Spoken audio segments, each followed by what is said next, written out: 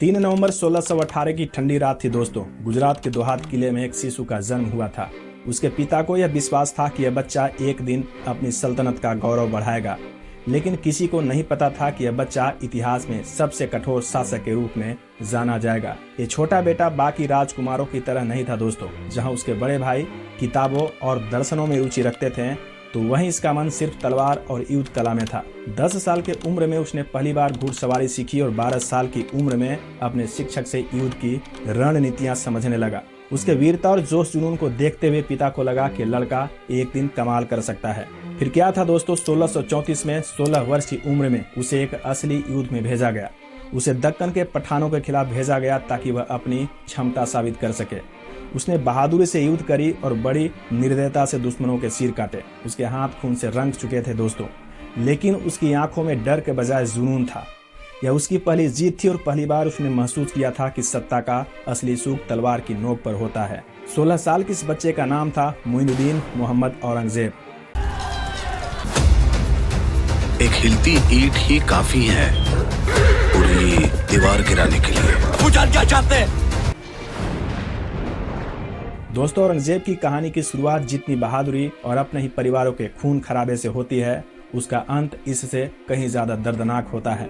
औरंगजेब एक साधारण राजकुमार के रूप में जन्मा था, लेकिन युद्ध और सत्ता की महत्वाकांक्षाओं ने उसे धीरे धीरे कट्टर और कठोर शासक बना दिया। 16 से 17 साल की उम्र में उसकी सोच पूरी तरह बदल गई थी। अब उसके लिए सिर्फ तलवार, धर्म और शक्ति ही सबसे महत्वपूर्ण थे। इतिहास गवाह है कि यही कट्टरता बाद में मुगल साम्राज्य के पतन का कारण बना, क्योंकि साल 1681 में दिल्ली का तख्त दिल्ली से दूर हो चुका था। हिंदुस्तान का सम्राट अब उत्तर से दक्षिण की ओर कूच कर चुका था। एक बूढ़ा बादशाह जिसने अपनी जिंदगी तलवार और कुरान के साए में गुजारी, अब अपने ही जीवन के आखिरी और सबसे कठोर युद्ध में फंस चुका था। एक कहानी है मुगल साम्राज्य के सबसे शक्तिशाली और सबसे अकेले बादशाह की, जिसकी आखिरी 27 सालों की जिंदगी सिर्फ किले जीतने और उन्हें बचाने की जद्दोजहद में बीत गई। उसकी सत्ता क्रूरता और कठोर धार्मिक नीतियों पर टिकी थी दोस्तों, जिसने अंत में मुगल साम्राज्य की कमजोरी की नींव रखी। औरंगजेब को मुगल साम्राज्य का सबसे ताकतवर शासक माना जाता था, लेकिन 1680 में एक ऐसी आग भड़की जिसने उसके आखिरी दिनों को तबाही में बदल दिया। यह आग उसके अपने ही बेटे मोहम्मद अकबर की बगावत थी। राजपूतों और मराठों के साथ मिलकर अकबर ने अपने पिता के खिलाफ बगावत कर दी। औरंगजेब ने अपने बेटे को माफ करने के बजाय उसे सजा देने की ठान ली। इसके बाद अकबर भागकर राजपूत राजा महाराणा राज सिंह के पास चला गया और फिर आगे फारस ईरान की ओर। इस तरह औरंगजेब अपने ही औलाद को हमेशा के लिए खो दिया। लेकिन मोहम्मद अकबर की बगावत ने औरंगजेब को एक और भंवर में धकेल दिया, मराठों के खिलाफ एक अंतहीन युद्ध में। इसी बगावत को कुचलने के लिए औरंगजेब पूरे लाव लश्कर के साथ दक्षिण भारत की ओर कूच कर गया। विशाल फौज, पूरा हरम और एक बेटे को छोड़कर तीनों बेटे उसके साथ गए थे। औरंगजेब की जीवनी Aurangzeb the man and the myth में लेखिका ऑडिट रूस के लिखती है। समियानों के साथ बढ़ता लश्कर, बाजार, बादशाह का कारवां, उसके साथ चलते हुए अफसरों और नौकरों का हुजूम उस समय देखने लायक दृश्य हुआ करता था। औरंगजेब पुरानी परंपरा को निभा रहा था, जिसके अनुसार राजधानी हमेशा बादशाह के साथ चलती थी। लेकिन औरंगजेब दूसरे मुगल बादशाहों से इस मामले में अलग था, क्योंकि एक बार दक्षिण जाने के बाद वो दोबारा कभी दिल्ली लौटा ही नहीं। उसके जाने के बाद दिल्ली उजाड़ वीरान हो गया। लाल किले की दीवारों पर धूल की मोटी परत जम गई। औरंगजेब अपनी जिंदगी के 3 अंतिम दशक दक्षिण भारत में बिताए और उन्होंने ज्यादातर लड़ाइयों और घेराबंदियों का खुद नेतृत्व किया। उसकी सेना में एक हिंदू सिपाही भीमसेन सक्सेना ने अपनी फारसी में आत्मकथा तारीख के दिलखुश में लिखते हैं, मैंने इस दुनिया में लोगों को बहुत लालची पाया है, इस हद तक कि औरंगजेब आलमगीर जैसा बादशाह जिसके पास किसी चीज की कमी नहीं है, किलों को जीतने के लिए लालाई था। कुछ पत्थरों पर अधिकार जमाने की उसकी चाहत इतनी बड़ी थी कि वो खुद इसके लिए भाग दौड़ कर रहा था। औरंगजेब के शासन का आखिरी चरण उसके लिए खुशनुमा नहीं था दोस्तों। उसको लग गया था कि उसकी भारत पर मजबूती से शासन करने की इच्छा धूल में मिल गई थी। इतिहासकार जादूनाथ सरकार अपनी किताब the short history of Aurangzeb में लिखते हैं, औरंगजेब अपने बुढ़ापे में अकेलेपन के शिकार हो गए थे। एक एक करके उनके सभी नजदीकी साथी इस दुनिया से चल बसे थे। उनकी जवानी के सिर्फ एक साथी उसके वजीर असद खां ही जीवित थे। जब वो अपने दरबार में नजर दौड़ाते थे तो उन्हें हर तरफ डरपोक, जलनखोर और चापलूस युवा दरबारी ही दिखाई देते थे।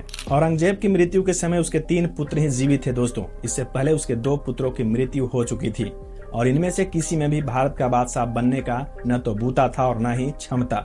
18वीं सदी के शुरू में लिखे एक पत्र में औरंगजेब अपने दूसरे बेटे मुअज्जम को कंदहार न जीत पाने के लिए आड़े हाथों लिया था।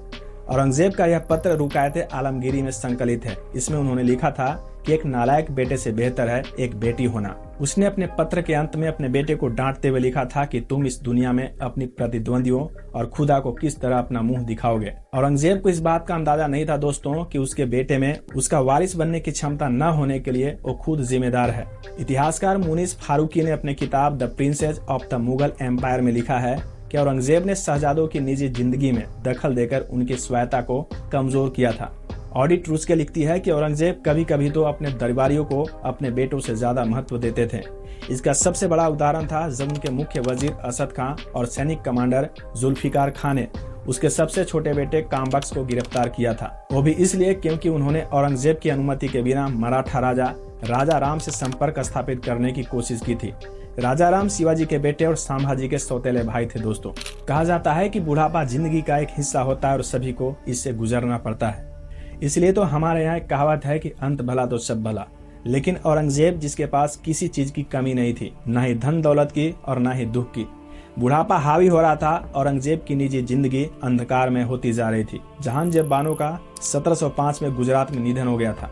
उसका विद्रोही बेटा अकबर दू की भी 1704 में ईरान में मौत हो गई थी। इससे पहले 1702 में उनकी कवित्री बेटी ज़ेबुनिसा की भी कैद में मौत हो गई थी। इसके बाद औरंगजेब के भाई बहनों में अकेली जिंदा बची गौहर आरा की भी मौत हो गई थी। औरंगजेब को इसका बहुत बड़ा सदमा लगा था। ज़ेबुनिसा मुशायरों की शान मानी जाती थी। उनके हाजिर जवाबी का एक दिलचस्प किस्सा मशहूर है दोस्तों। कहा जाता है कि एक बार उनके शायरी से नाखुश औरंगजेब के कहने पर नासिर अली नाम के एक मशहूर पारसी शायर ने ज़ेबुनिसा के सामने एक शर्त रखी थी। उसका शर्त यह था कि नासिर अली के लिखे कलाम की पहली पंक्ति के जोड़ में 3 दिनों के भीतर वह दूसरी पंक्ति लिख दे, नहीं तो हमेशा के लिए शायरी छोड़ दे। नासिर अली ने पहला मिसरा लिखा था, सुनिए। है नामुमकिन ढूंढ पाना ऐसे मोती को जो सफेद भी हो और काली भी। कहा जाता है कि उसके तोड़ में जब शहजादी ने आगे लिखा उसे देखकर नासिर अली खुद कायल हो गया और उसने खुद हार मान ली। उसने लिखा कि जरूर नामुमकिन है ढूंढ पाना ऐसे मोती को, पर आंसुओं के उन मोतियों को छोड़कर जो टपकी हो काजल से भींगी किसी खूबसूरत आंखों से।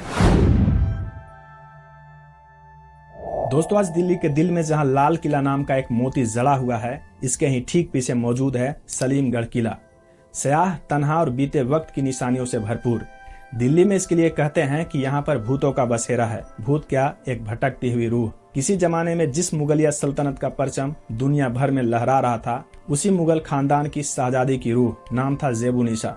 बादशाह औरंगजेब की बड़ी बेटी, इतनी चहेती बेटी और मुगल दरबार में अव्वल दर्जे पर रहने वाली ज़ेबुनिसा को कैद क्यों मिली? इस सवाल का जवाब मुगल दरबार को करीब से जानने वाले और समझने वाले the great Mughal and their India के लेखक डर्क कॉलियर अपनी किताब में देते हैं। वह जब शहजादी ज़ेबुनिसा को कैद करने का जिक्र करते हैं तो लिखते हैं कि शहजादी को इसलिए बंदी बनाया गया था क्योंकि वह औरंगजेब की दमनकारी नीतियों के खिलाफ थी। असल में अपने पिता शाहजहां को बंदी बनाकर खुद बादशाह बनने वाले औरंगजेब का संघर्ष पहले अपने ही घर में शुरू हुआ था और यहीं से उसके अंदर दबी छिपी क्रूरता उभर कर सामने आई थी। वैसे भी औरंगजेब 12 साल की उम्र से लड़ाइयों में जाने लगा था और 16 से 17 साल होते होते सेना का नेतृत्व भी करने लगा था। इसलिए क्रूरता उसके स्वभाव का हिस्सा बन चुकी थी। सलीमगढ़ किले में कैद ज़ेबुनिसा की मौत काफी दर्दनाक रही। सबसे पहले उसे नजरबंद रखा गया, इसके बाद कैद किया गया और फिर अंत में तन्हा छोड़ दिया गया, जहां भूख और प्यास से सलाखों में ही उसकी मौत हो गई।